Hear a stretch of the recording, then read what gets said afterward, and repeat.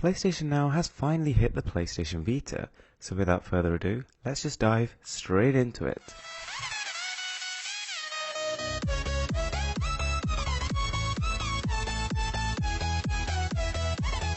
So upon actually booting up the app, straight away I wasn't really too impressed. It starts to feel almost at the beginning like a stream. So unlike perhaps the PlayStation Store, for example, which feels very fluid, fast and integrated, the PlayStation Now on the PS Vita just feels a little bit clunky and not very optimized for the Vita, and it doesn't even support touchscreen controls. And then I saw the prices and I was even more taken aback. From the games that are currently on offer, there are two different sets of prices.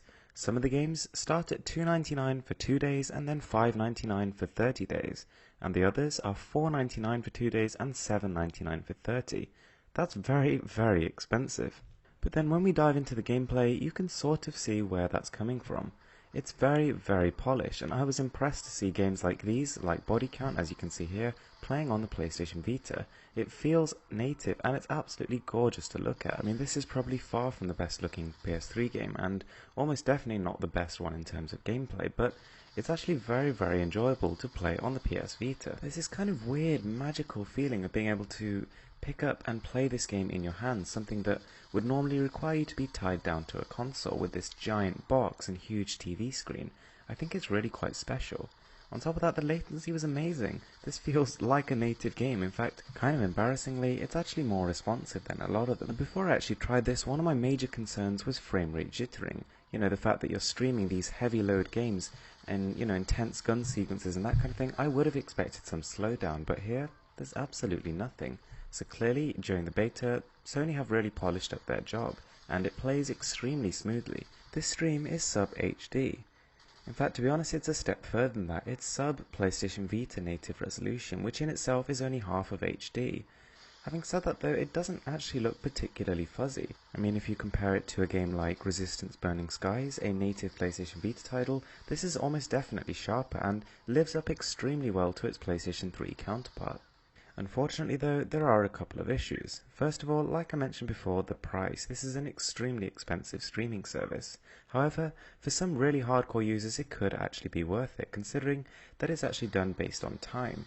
So for example, 2 days is the minimum amount of time you can rent a game. And if you're really committed to it and you've got 2 free days, you can almost complete a game in that time.